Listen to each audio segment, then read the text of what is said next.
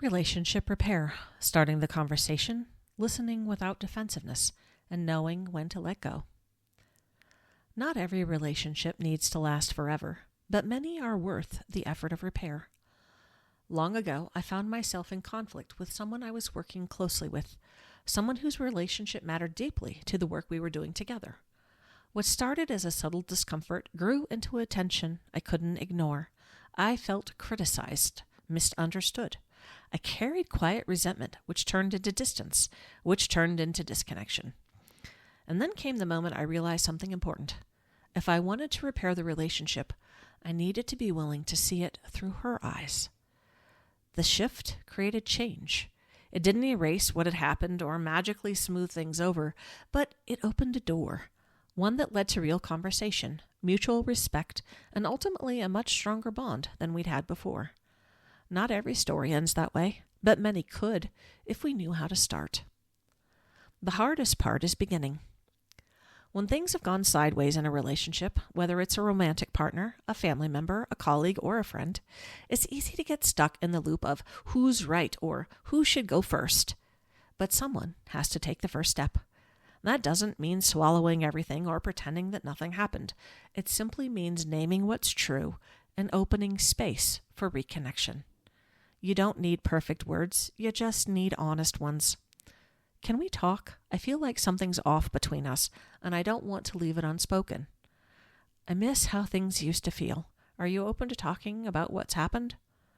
I've been carrying some things I think we need to name if this relationship is going to feel better for both of us.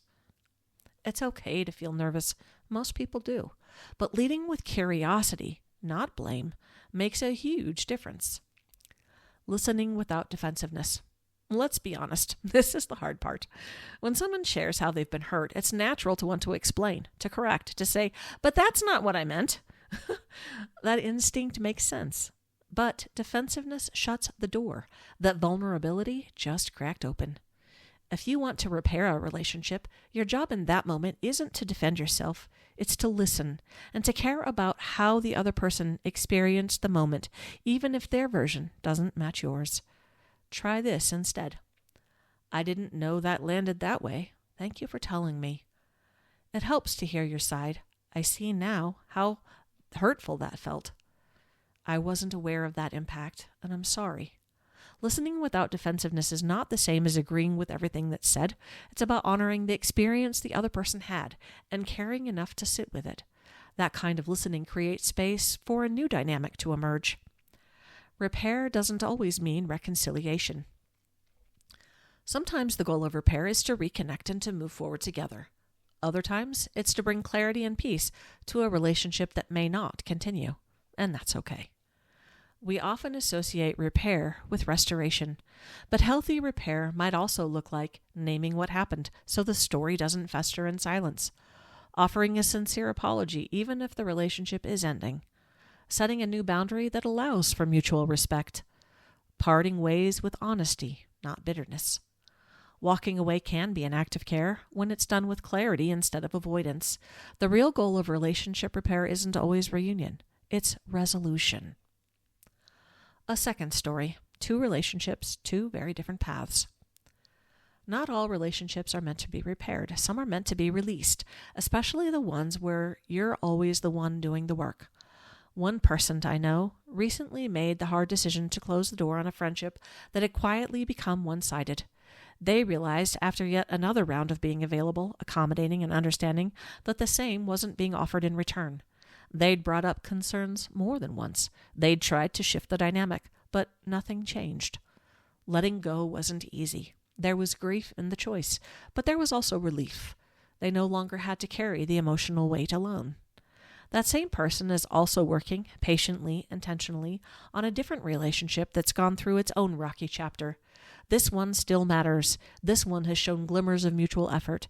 It's not perfect, but there's movement, and that's enough for them to stay in the conversation. That contrast is important. Sometimes repair looks like naming what's broken and building something better together.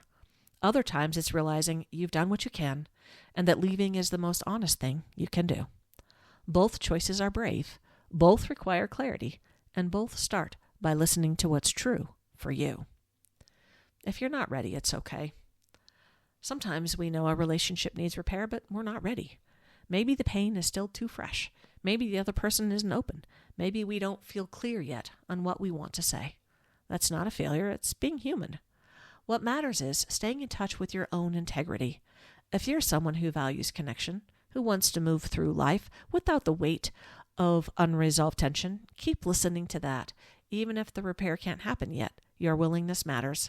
Sometimes being heard by someone else outside the relationship is the first step toward finding your clarity. You're allowed to need support. If you're holding something unspoken, trying to sort through a mess, or wondering whether a relationship can be repaired, this is your reminder that you don't have to figure it out alone. A listening appointment can be a place to unpack what happened, get clear on what you want, and rehearse how to say it. No pressure, no advice. Just calm, comfort, relief, and clarity. Because repair isn't a one-size-fits-all process. It's a human one. And every human deserves the chance to be heard.